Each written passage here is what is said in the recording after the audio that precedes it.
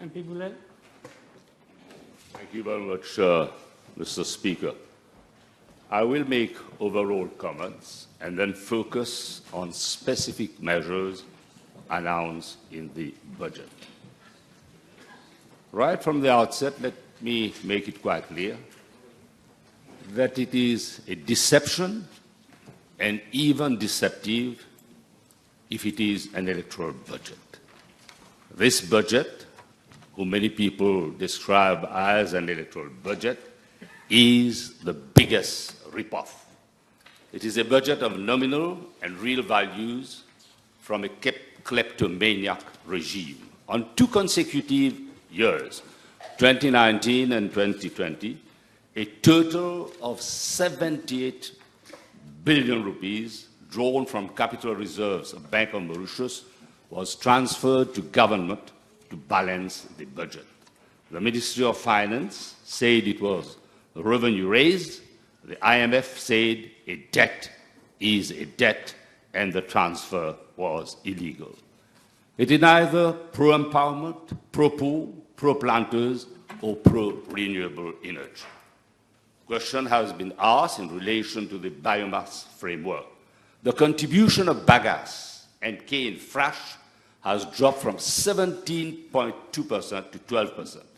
The Prime Minister said we will reach 60% of renewable energy production by 2030. This is fake news. The budget is pro-poverty, pro-debt, pro-deficit, pro-impoverishment of the poor and the middle class and the less fortunate. It is a debt trap for people and country. Except for the high net worth individuals, all segments of the community are worse off.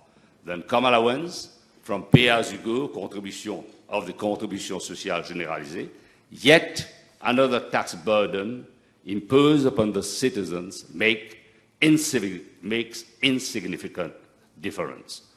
Le socialisme, Monsieur le Ministre, n'est bâti sur la fausse monnaie.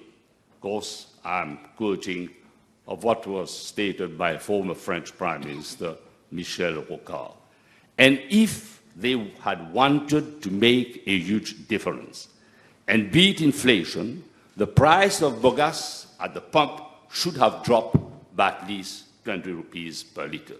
The price of a ton of exported sugar has doubled on the world market from $350 to $700 since 2021. Have the benefits accrued to the planters or only to the big landed gentry who cares more about property development and less of the multifunctional dimension of the sugarcane industry? Where is the land suitability index to enable the nation to gauge how much encroachment there's been upon prime agricultural land? Are you surprised that from 2015 to date, the acreage of land under sugarcane has continuously been reduced from 52,000 hectares to 40,000 hectares? Where is the setting up of the land bank announced a few years ago to recover abundant land to be leased to willing growers? It's a joke. The Minister of Finance has to explain why land use of his ministry is retrieving cultivated land from those who are 60 years old and above. This is a reversal of policy. Promises made to the above 65 years old that pension would increase to 13,500 rupees as from the 1st of July 2023 remains unfulfilled. It's a regime that cheats, and the population will not allow them to get away because a few crumbs have fallen off the master's table. This is not fair distribution. So, Speaker, the tax reform, the personal income tax, the foreign employment, law and order are issues that I will raise. The winner of all budgets, when MSM is in power, is the SunTrust. If there's space to let, the staff of the Emmanuel Anctil building will be told where to go. This is the best government that money can buy. This budget is tailor-made for the MSM and the cronies. Enough is enough. Against this backdrop, I will now intervene on specific issues. Only losers hit below the belt. Some criticism by the shouting brigade of the MSM have been leveled at the opposition since 2015. They are stale and, like the MSM, should be dumped in the dustbin of political history. I'm not going to talk of arbitrary arrests, framing of opponents, which is a way of life of the autocratic regime. Mr. Speaker, I congratulate members on the opposition bench who have intervened. There are politicians of faith on this side of the House. And I will single out Honorable Ms. Anctil in defense of the vulnerable children, especially those in shelters, lambasted Honorable Mrs. Kundusha for failing to level up as Minister responsible for family welfare. As usual, the Honorable Minister faltered and, unable to hit back with fair criticism, was vitriolic and made uncalled personal remarks undignified of a responsible minister.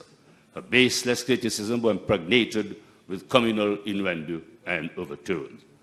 Mr. Speaker, I was bitterly disappointed by the Minister of Youth and Sport, who said nothing on how to curb antisocial behavior amongst youth. Why is it that there is no antisocial behavior action plan? How many people, young and old, feel safe to walk alone on the streets? They give drug taking and drug dealing as the reason. The police should be empowered to do drug spot testing, but can police be trusted? Confidence in the force has been undermined, and it has to be restored. Mauritius is becoming a haven for hardcore drugs, and war on drugs is a lost battle. The incidence of traffickers and consumers amongst young is high. The rehabilitation and reinsertion program is a disaster rooted in the tragic realities of the victims and the family. A tragic reality indeed. In the meantime, ketamine, synthetic drugs, and speed and heroin are creating havoc amongst our youth. Time to save our youth, our country, from the drug mafia. But who runs the parallel economy of this country? Horse racing, gambling, hardcore drugs. Unfortunately, the operators and traffickers have a nexus to the regime. Zero tolerance to track down traffickers is a hollow statement when the supply and demand is on the increase. Kids are traffickers and the consumers are getting younger. Where is money laundered, rinsed, washed, dried, and spin-dried? As we say, place your bets. Are you surprised that Mr. Franklin was not extradited to Réunion Island? The Department of Justice in Réunion Island complained of reluctance of the Attorney General's office to react. It's the Godfather protecting the Godfather. Unless and until the police and criminal evidence with clear provisions is not introduced, the Special Striking Team and AGSU will play offside and will score. I'm rather surprised that up to now, in relation to the revenue, the wealth, which is disproportionate to income earned, I am rather surprised that up to now, neither the Integrated Reporting Services Agency nor the FRU has shown interest and has started to investigate it. Mr. Speaker, it is easy to lodge provisional charges.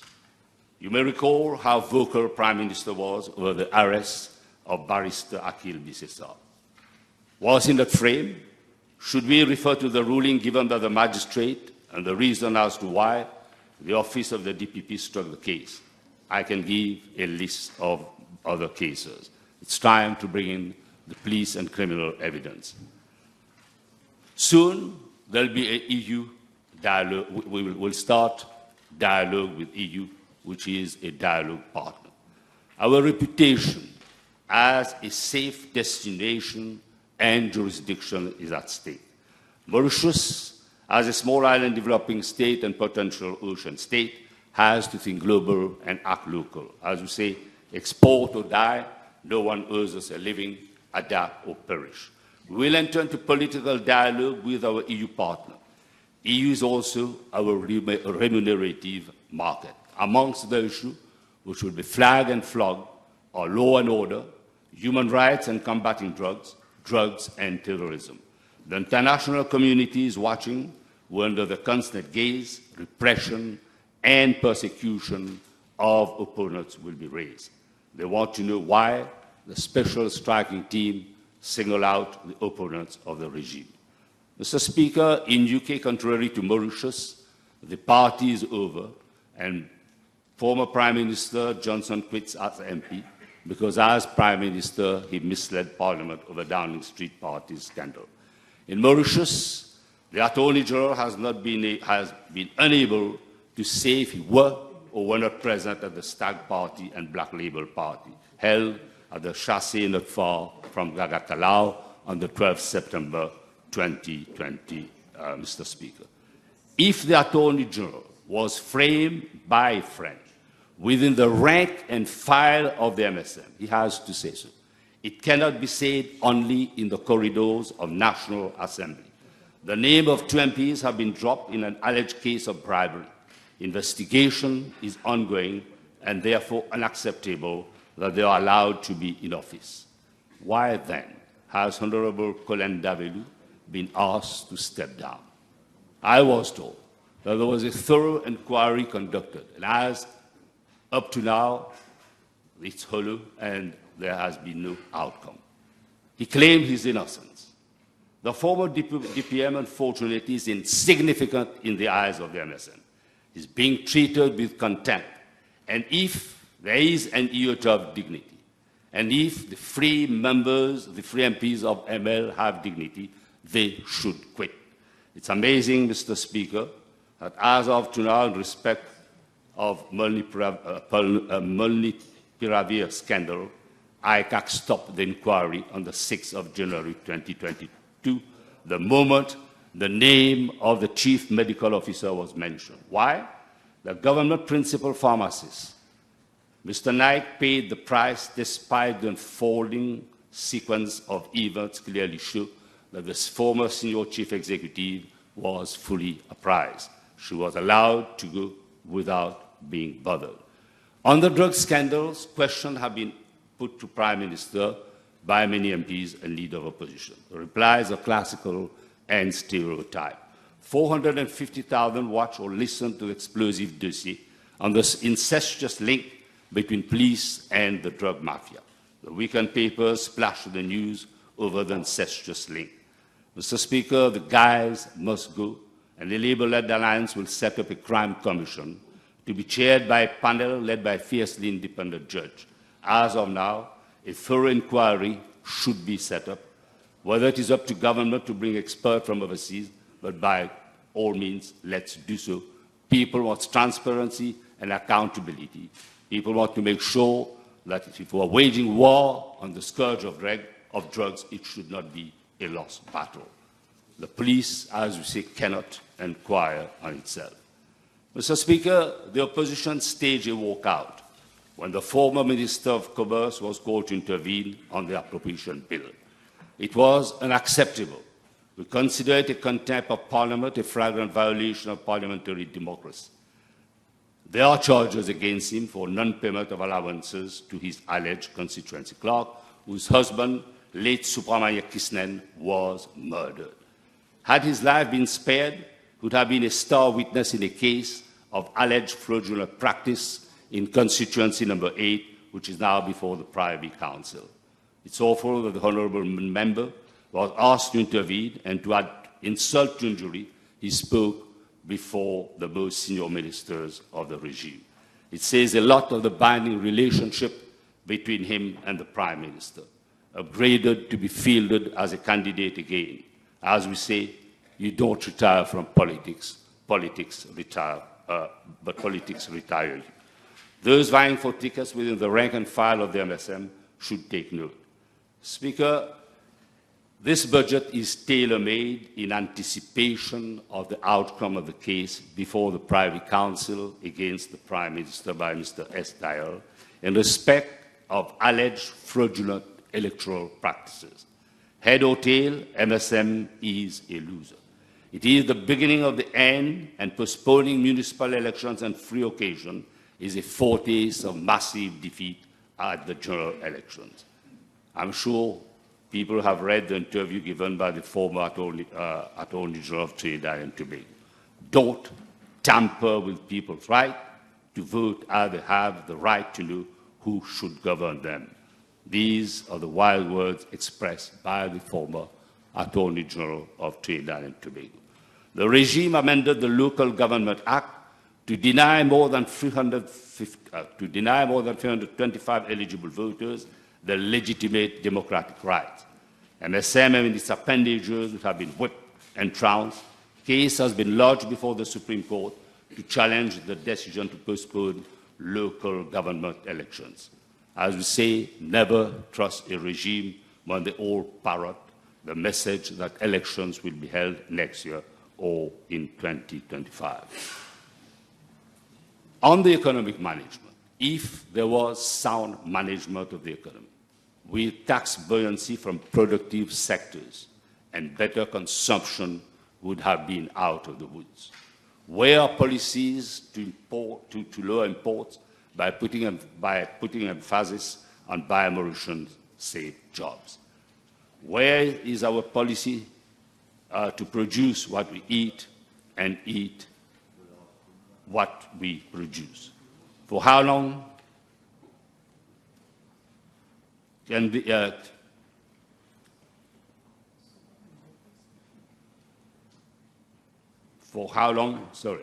can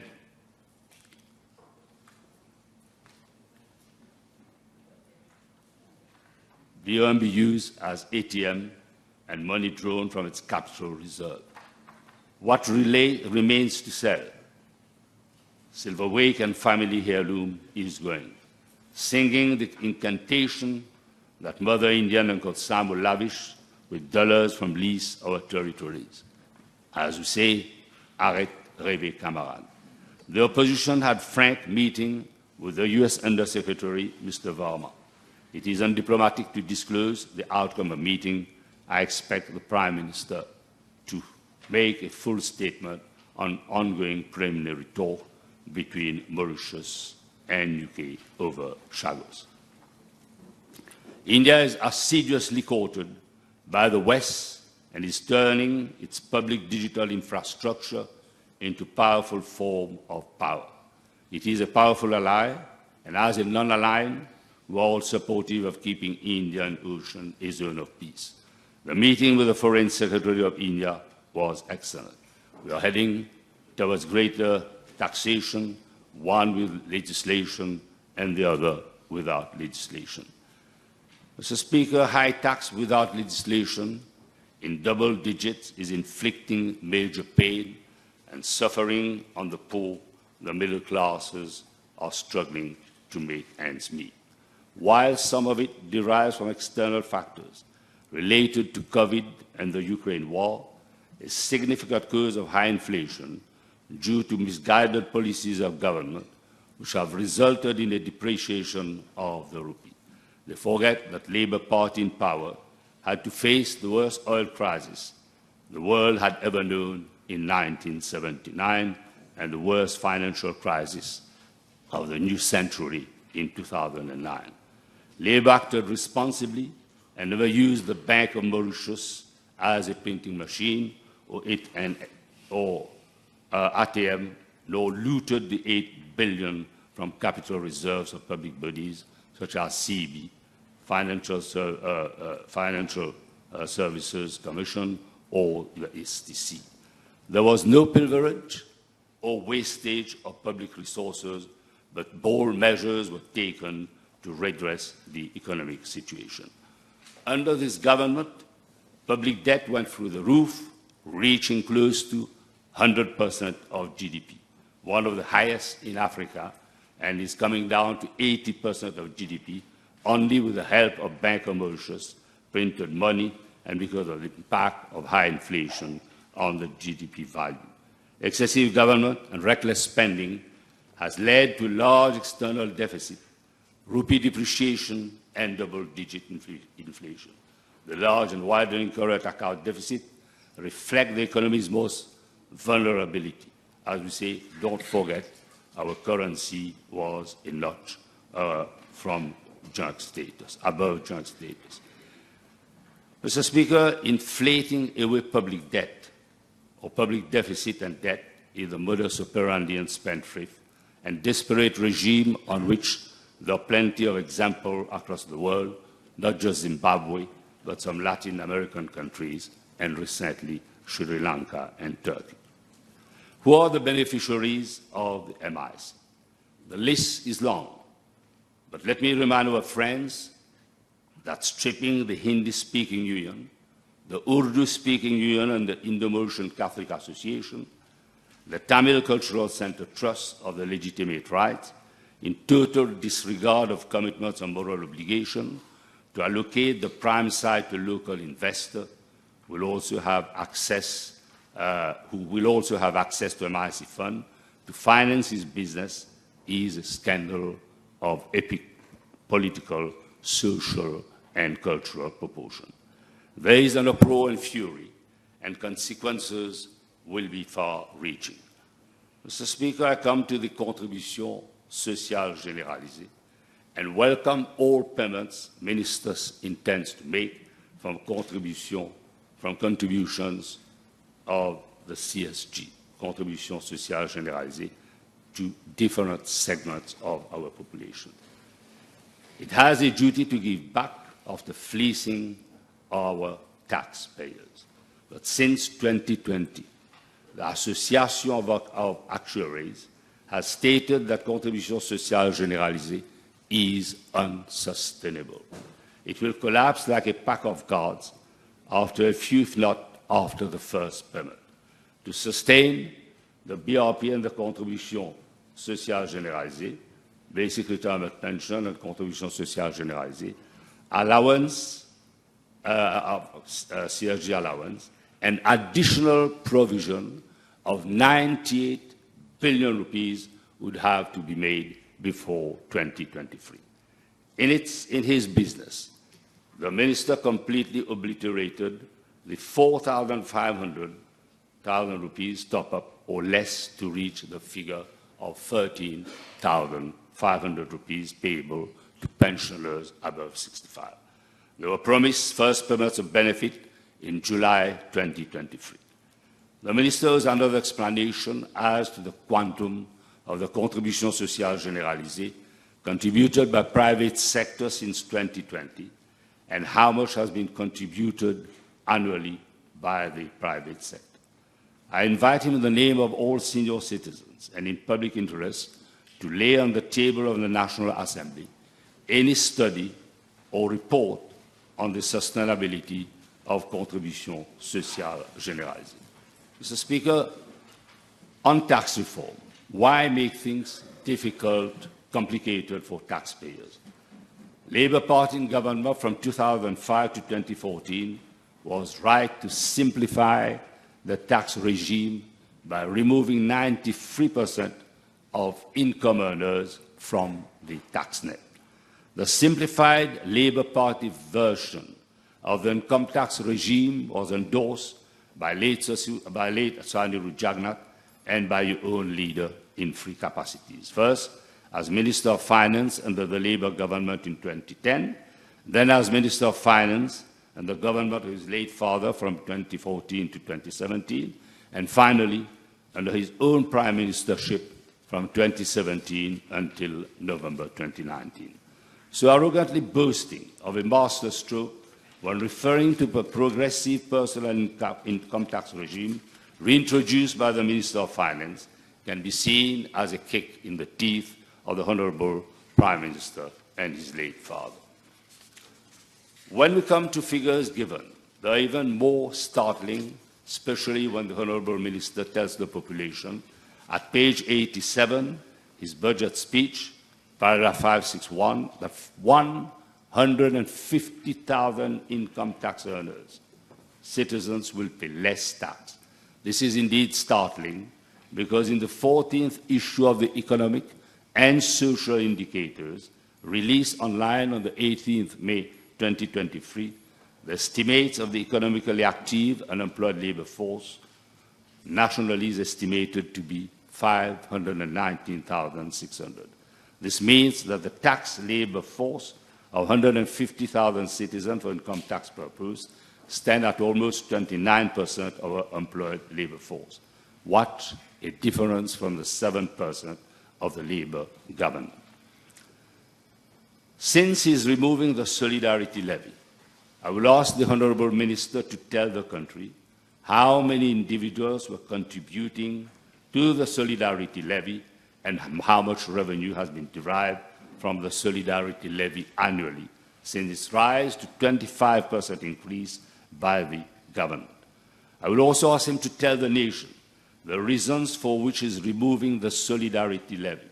Indeed, when he imposed the solidarity levy of 25% on the excess amount of chargeable income plus dividends in his budget speech 2020-2021, page 30, paragraph 233, he said that this was to ensure more social justice and that it was a patriotic appeal which he was making to those who earn the most.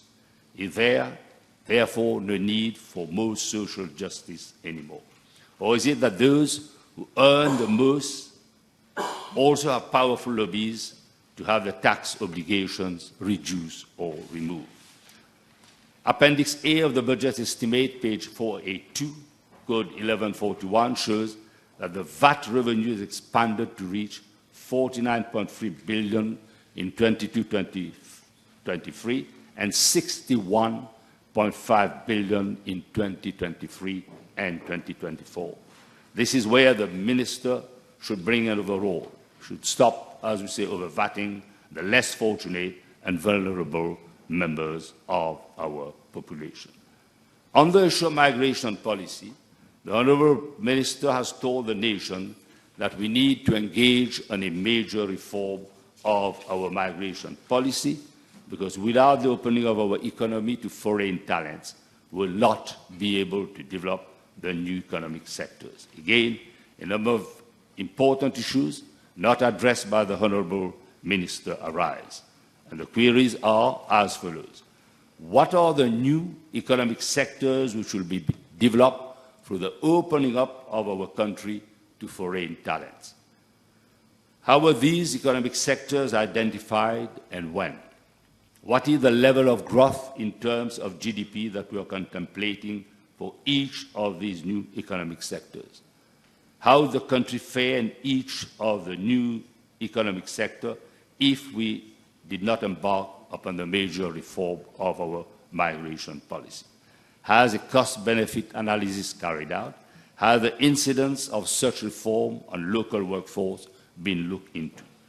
The answer to all these questions is important, because before embarking on major reform of migration policy, we need to assess to what extent our economy should be open to foreign talents.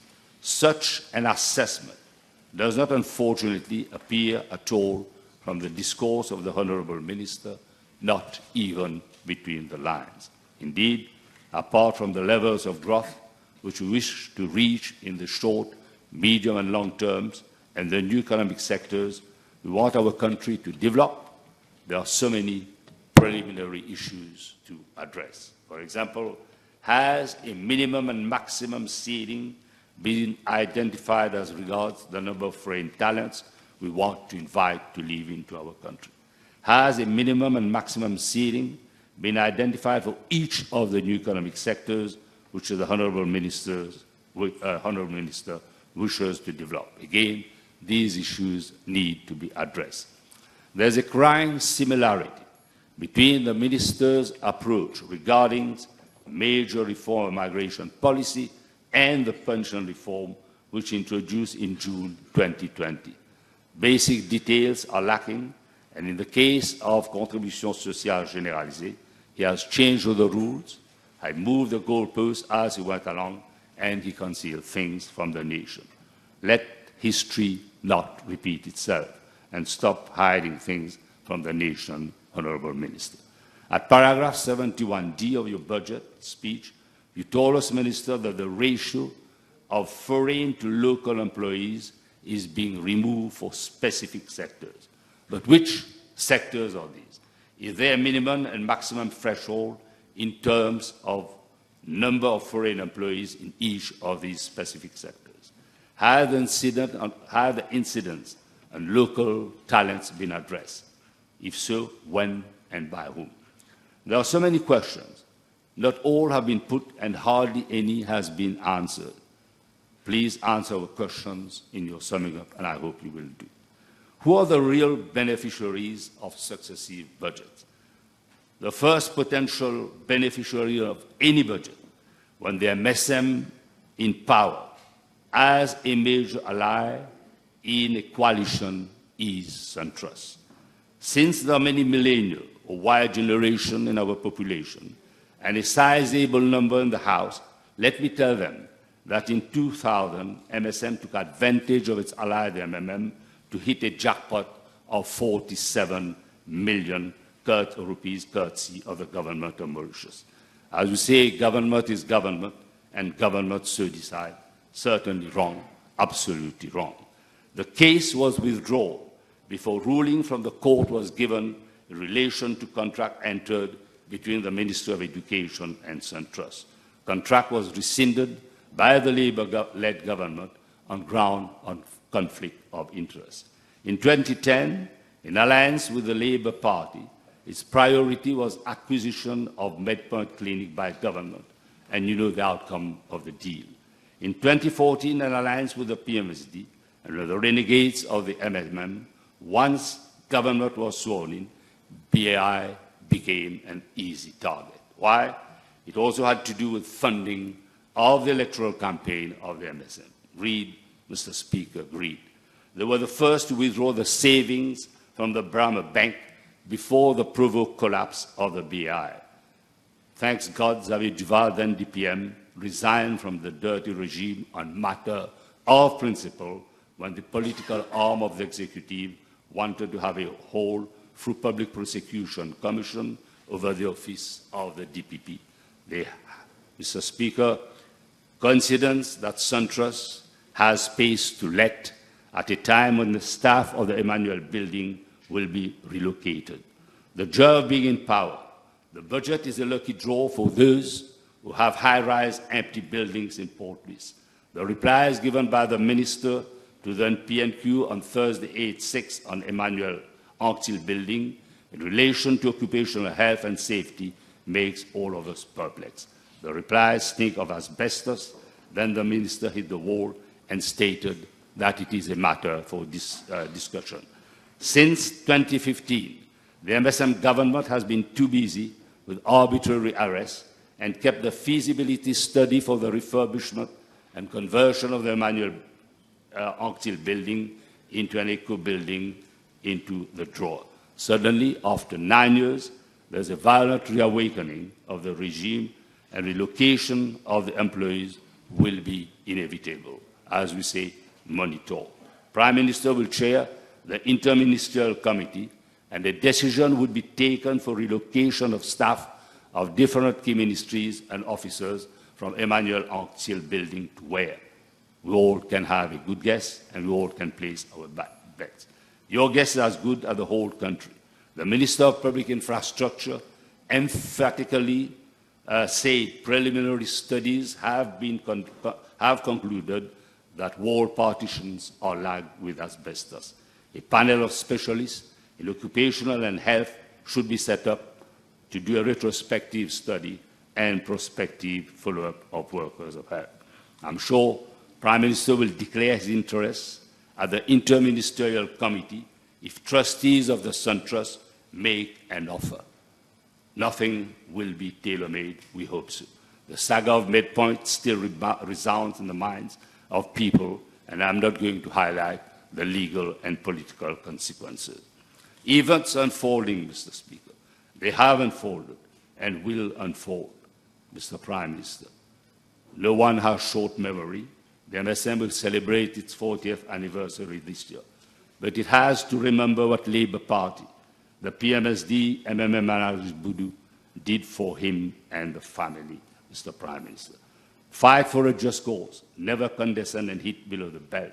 Unfortunately, MSM puts its interests first, people's interests second. Let me remind our friend, had it not been for Sir Siusaga Ramgulam, father of the nation who went on a campaign trail at the general election of 1993, history would have been different. MMM would have won, hands on.